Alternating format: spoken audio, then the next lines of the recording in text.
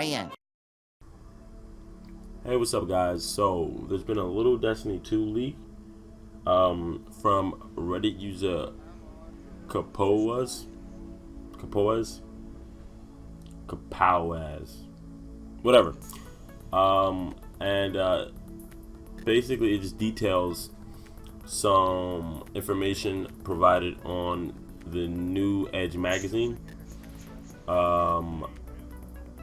There's going to be a special Edge magazine dedicated to Destiny 2, or it's going to have at least like a good portion of it that dedicated to Destiny 2, similar to how Game Informer used to get like exclusive like articles, I suppose, or like news stories. And this user claims to have gotten his copy of the magazine early. He's provided pictures of like the cover or something, and well, yeah, so let's just go through some of the things that some of the information that he shared with everyone via Reddit. So first off, I'm just gonna read off what he has written on the Reddit post. The beta did not contain the final implementation of how energy weapons work against AI combatants with elemental shields. When the shield is depleted, it explodes, nuking any enemies that happen to be nearby. So that sounds pretty interesting. I could have sworn I've heard about this already somewhere, but I'm pretty sure it wasn't active in the beta. Yeah. So let's say you're fighting a Cabal and he has a solar shield and you're using a solar energy weapon and you take out his shields. It'll cause like a mini like combustion effect that'll like take out enemies that happen to be nearby. So I think that's pretty dope. And it'll make using the proper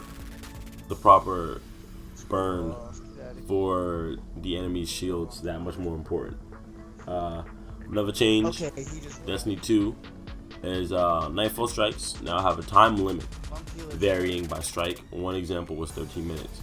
So efficiency and settling on a strategy beforehand will be important. This one seems pretty interesting to me. This is something that I think is going to really take Nightfall strikes and make them a challenge again, and combine that with some pretty dope loot drops, and Nightfalls will become probably the best version of themselves that we've gotten our chance to experience yet. So that's pretty exciting. And yeah, like it says, it's gonna really make pre-planning how to tackle the strike very important with you and your fire team. Next bullet point: there are over 80 missions and PvE activities, and each is substantial in length, challenge, story, and reward. Now this is just plain exciting. If this isn't true, as articles all fake and fraudulent and lies, then I'm gonna be very sad. Sorry, but yeah, like that's awesome. I don't think it's gonna be 80 story missions. I doubt that. But it seems like 80 missions combined with maybe like PvE quests or just in-world activities that you can do in patrol and such. You know what I mean? Yeah, that's pretty cool. That's pretty exciting. Next bullet point, which connects to the last one. There's so much new content that at one point in development, they realized they had more content than progression, something they subsequently fixed. So yeah, that's like very exciting too, that during the development of the game, they had so much content and so many missions and different activities to do in the base game, but they didn't have enough progression or like rewards, or like the light level max wasn't long enough. You know what I mean? Like at some point you would have reached max and like done everything, but still just be doing a whole bunch of like missions and stuff that you hadn't completed yet, just cause. So that's pretty interesting. That's like a new problem for Destiny. It's always been like the other way around, honestly. Please tell me how to those hit. They dropped like immediately. Sorry, I took a sip of water.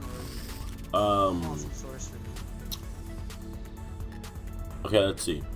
There were apparently a few other things revealed to the Edge team visiting Bungie, but they were asked not to reveal. One involves the Hunter class, and left the reviewers happy that the class will shape up well. So that's pretty exciting. I have no fucking idea what this could be, but a lot of people's opinions after the beta, the first time around on consoles, was that the Hunter was lacking. The other two classes had strong advantages involving their new abilities, and the Hunters was pretty lacking.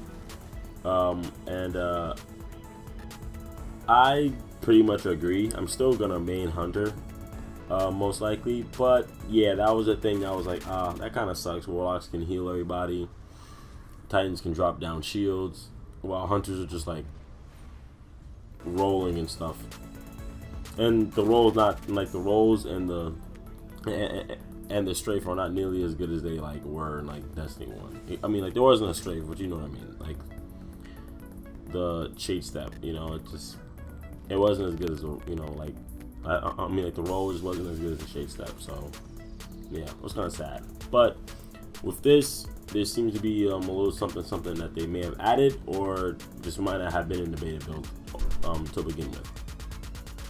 All right, next up, supers and grenades were also mentioned, and wireless, they recharge faster than the beta. It seems we'll be encouraged to recharge them more quickly through aggressive play. An example given was a Warlock exotic chest that lets you hover in the air, sounding a little like Empyrean Bellicose, where kills while it's hovering will quickly recharge your grenade. Okay, so that's pretty cool. It seems like a lot of these things will like, if exotics have a tendency to have effects and perks like that, then they'll definitely be a lot more useful in PvE, which is sorry guys, which is something that I'm completely fine with. So yeah, moving on. Overall, the impression of the campaign sounds very good. Lots to do and a lot more to find. Sounds very encouraging. So yeah guys, that's pretty much it. All this new information is pretty exciting, and has me pretty hopeful. Hope you guys enjoyed the video. Catch you later. Peace.